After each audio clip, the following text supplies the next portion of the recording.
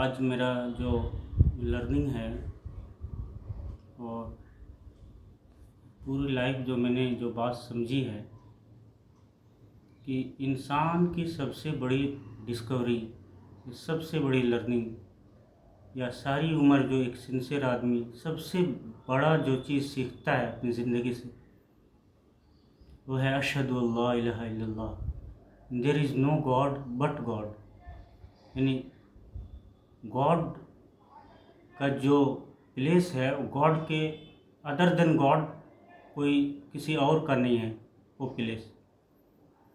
ये कल रात में आप जानते हैं सूरज डूबने के बाद एक और नया दुनिया खुलता है इंसान के सामने। यानी अगर दिन में हम एक एक स्टार को देखते हैं तो रात हमें इन्फिनाइट स्टार्स दिखाती है। यानी सन का जो लाइट है वो अदर स्टार्स को छुपा लेता है। तो मैं सोचने लगा कि यानी इंसान को जो माइंड दिया गया है वो इसलिए दिया गया है कि इंसान सोचे। तो सोचने से पता चलता है कि ये सन जो डूब जाता है तो लाइट डार्कनेस नहीं आ जाता, कंप्लीट डार्कनेस। आप सोचिए कि अगर कंप्लीट डार्कनेस हो जाता तो कैसा लगता, कितना ज़्यादा वो डेंजरस या भयावह एक तरह से तजुर्बा होता है, एक्सपीरियंस करते हम लोग। लेकिन सन का डूबना एक नया दुनिया खोलता है। अब सोचिए कि ये एक डिज़ाइन नहीं है यूनिवर्स का, ये एक क्रिएशन का एक प्लानिंग नहीं है कि इंसान भले सूरज डूब जाए लेकिन सूरज डूबने के बाद एक चीज़ का एक्सपीरियंस करे, एक नई दुनिया का। वो है इन्फिनाइट स्टार्स का। फिर मैं सोच रहा था कि बात यहाँ तक ख़त्म नहीं होती है। इन्फिनाइट स्टार्स में वो भी मतलब स्टैटिक नहीं है, आप उधर मतलब ऑब्ज़र्व करते रहे आसमान की तरफ। उस तो एयर को इस तरह बनाया गया है कि वो ट्विंकलिंग लगता है, फीलिंग होता है। तो वो एक फीलिंग है कि स्टार्स भी हैं एक तरह से, उसमें हलचल है। भले वो आभासी है लेकिन होता है ऐसा फीलिंग देता है और फीलिंग हर हाल में वर्क करता है। फिर इससे आगे भी बात है बहुत कि मीटियोर्स जब यानी जो आउटर पोर्शन है एटमॉस्फेयर का उससे फ्रिक्शन होता है तो बहुत तेज़ी से दौड़ता है। तो ये एक चीज़ बताता है कि जो मतलब यानी प्लैनेट अर्थ से बाहर की दुनिया है तो ये स्टैटिक नहीं है, जो मैंने पहले बोला। यानी उसमें भी एक हलचल है, जिस तरह मीटियोर्स दौड़े चले जाते हैं, यानी एक क्षण के लिए एक आग का गोला गुजरता है।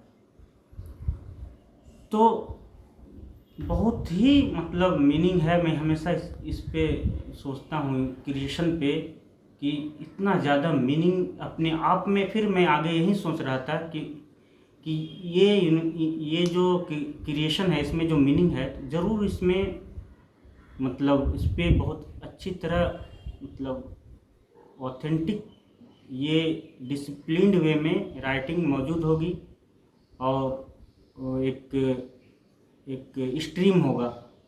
तो मुझे याद आया कि मतलब एक बुक है the existence of God in expanding universe, इस तरह का बुक है जो लिखा गया है।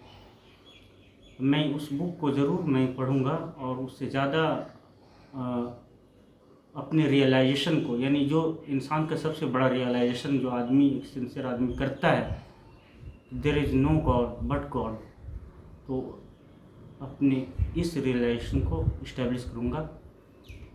और भी मैं जब सोच रहा था कि जो प्लैनेट अर्थ का जो सन है वो कितना एक्यूरेट डिस्टेंस में है और अदर इतने स्टार्स हैं वो सब दूर में है। फिर मैं जब ऑब्ज़र्व कर रहा था स्टार्स को तो उसका जो डिस्टेंस देख रहा था तो कोई बिल्कुल सटा हुआ लग रहा था। यानी सटा हुआ तो नहीं है, बहुत ये मतलब फील हो रहा था, जो मैं आभास की बात बोल रहा हूँ, फील हो रहा था। कोई बहुत दूर दिखाई दे रहा था, कोई हल्का टिमटिमा रहा था, कोई बहुत ही ब्राइट था। तो ये भी एक डिज़ाइन है। आप उस यूनिवर्स यानी एस्ट्रोनॉमी का स्टडी करेंगे तो ये सब नज़दीक और जो डिस्टेंस का ये चीज़ है बहुत ही एक्यूरेट है, यानी क्लैश नहीं होता है एक दूसरे से। इतने इतने यानी सेलेस्टियल बॉडीज़ हैं, इतने इतने मतलब एस्ट्रोनॉमिकल एक्टिविटीज़ पाए जाते हैं, लेकिन कहीं भी वो क्लैश नहीं होता है, एक स्टार दूसरे स्टार से टकराने जाते हैं। तो ये इतना बड़ा डिज़ाइन है, इतना बड़ा मैनेजमेंट है ये क्रिएशन में, जो गवाही देती है, पुकारती है।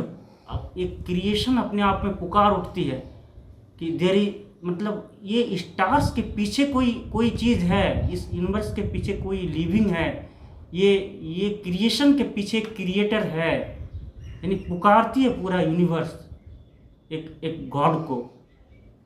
यानी सबसे बड़ा जो आवाज़ है, मीनिंग का आवाज़ यूनिवर्स में, वो यही है, there is God, there is a God, there is no God but God.